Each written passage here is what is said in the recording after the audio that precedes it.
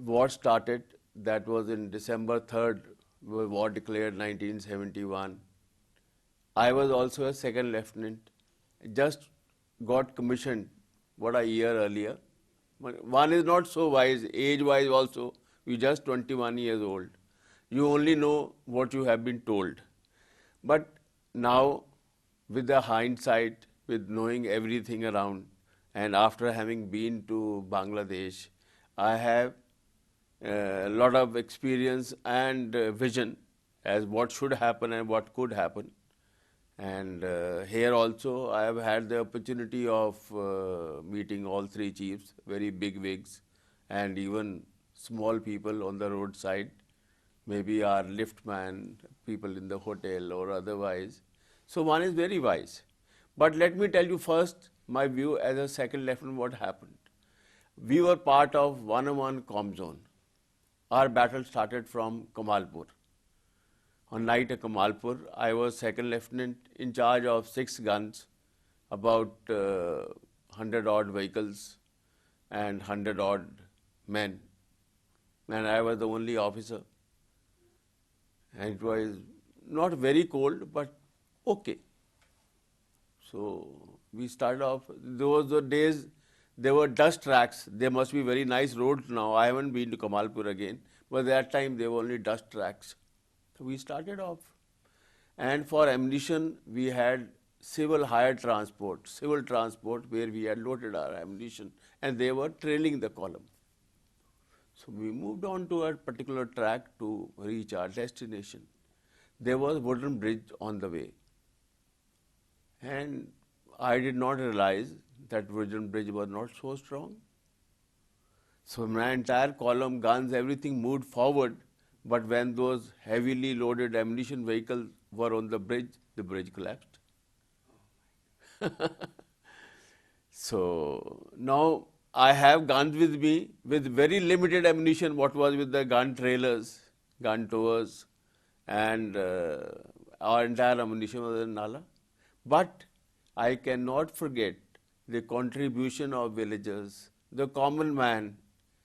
They got together, they brought their bullock carts, they heaped their ammunition on their backs and took it to my gun position. So what I wish to say is that our success, definitely our sweat and blood has gone into it, there's no doubt in it. And we are soldiers, that's what we are meant to do. But look at that villager. He gets nothing in return, but he did so much. So I am ever very thankful to all the Bengalis, all the locals whose history is never written. Nobody knows who they are, but their contribution is tremendous. I salute them, I respect them, I am grateful to them. Not only this, because I told you this episode, I was moving at night, and normally we deploy the guns before the daylight occurs. Reason is to, then once daylight occurs, your air attacks can come on your gun position, enemy can see you, your artillery fire can come, can cause you casualties. So before daylight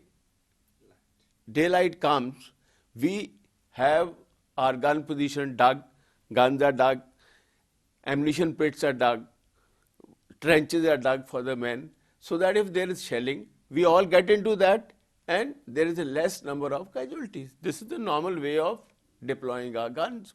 But that day it was very late. Again, those same villagers, they brought their digging tools, power and all. They helped me in digging our gun position. They're doing everything. So I'm very grateful to them, though it is not recorded in history. But I want every man in Bengal to know this, that how their ancestors helped us succeed in this battle. That was one contribution I have seen as a second lieutenant. Then major operation was near Jamalpur. Jamalpur has a big river. It's the Brahmaputra, I think. Brahmaputra. And there was no bridge to cross over. Agreed. Enemy got overpowered. But we have to cross the bridge To go across Tangel, there was paradrop. They have to be linked up. They have to be given fire support. But, well, we had no bridges. And perhaps, as a second lieutenant, I know, there were no bridges planned from army side either. Again, we got hold of local boats, local boatmen. My guns were 76 millimeter Yugoslav guns in those days. Those are obsolete guns now. But the best part about those guns was the small guns, all right, but they could be dismantled.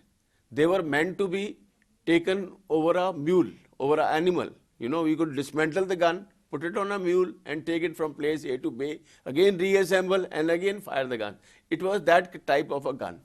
So we made use of that advantage.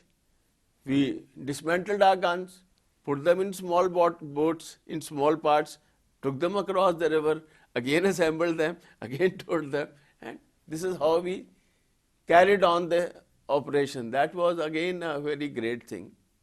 And when I remember as a second lieutenant, when I passed by Tangel, we could see the columns of burnt vehicles. Our artillery has done a wonderful job, and I would like to make a mention of the name of one of our officers, Captain P.P. Bhagat.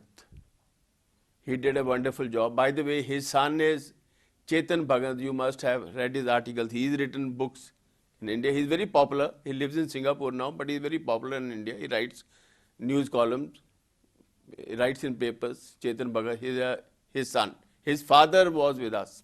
He did a wonderful job. They are definitely of help. As a second lieutenant, as I saw, they are definitely of help. And whatever little support you needed, you could always bank upon them. Psychologically, or for a soldier, it is a great thing. And again, I will tell you, you know, when we were to cross from place A to B, there were dust tracks. There were no dust tracks. There were paddy fields. Now, paddy fields are very slushy. You take the gun, you can't drive a vehicle straight. It'll go left, right, slip here, there. Again, what we used to do is, our vehicles were Nishan 1 ton. Those days are known as Nishan 1 ton. It had a winch. So what we used to do is, unfold the winch, take it to a tree across the field, tie it around the tree, and then drive the vehicle. It used to go straight, gun towed behind it. It was very challenging. Very challenging and innovative. My point is, I never knew that such innovations could come to my mind. But well, they did. We did all this to achieve our success. But I would like to mention, particularly through your column and TV channel, that we are very grateful, thankful to the locals who helped in our operations, and that is one very big factor that we achieved success in such a short time. I have had very nice experience of interacting with locals in Bangladesh. 2-3 incidents I have already mentioned. Another one is, I was at the airport for a reason to let one of my boys board a plane to go to his house on chutti. There were no regular flights, no regular trains, no regular bus service or something. So it had to be by air. So there was one reason I had gone to the airport. It was, I think, 2-3 days after surrender. And again, people came around my jeep. They were full of praise for all of us, lot of respect. And they took me to the house and offered me a meal. Very sweet. And I still remember, it was somewhere their house was somewhere in Dhanmandi. I don't have the exact address, but it was their house. If I find my address, I'll try and locate them. We are very respectful gestures, very respectful gestures. My experience of my stay, we stayed till about March, was very, very nice. And though 50 years are gone by, but I remember every detail, and to me it looks as if it happened just yesterday. As a soldier, it was a great experience, and it has stood me in good stead right throughout my career. I was second lieutenant at that time and ultimately retired as a lieutenant general, highest rank in Indian Army. So I owe a lot to 71 experience I gained in 71 operation. How to handle things, how to handle men, how to take on responsibility. Well, I will like to say with great humility and thankfulness to all the villagers of around Kamalpur, around Bakshiganj, around Jamalpur who helped us in carrying out our operations in whatever minor manner they could do, and they did without any seeking anything in return. That was selfless help, and I think that is a great factor in contributing to our resounding success in 71 operation. Yes, it must have affected how the speed of success of our operations was definitely helped with the help of locals. And I wish to emphasize this point time and again that locals, as a soldier, it is my duty to fight. But as a local, it is he doesn't have any compulsive factor to help, but he did on his own without any. It was selfless help, without any recognition, without any remuneration. He helped. So I am very thankful to them, very grateful to them. No, I feel very strongly history always gets repeated. So we must learn lessons from history. And I would like new youth of Bangladesh to know what happened in 71 and how the young people at that time contributed to our success, so that they learn and they also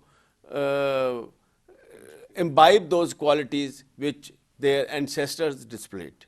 And we must perpetuate this history so that generations know and gain from it.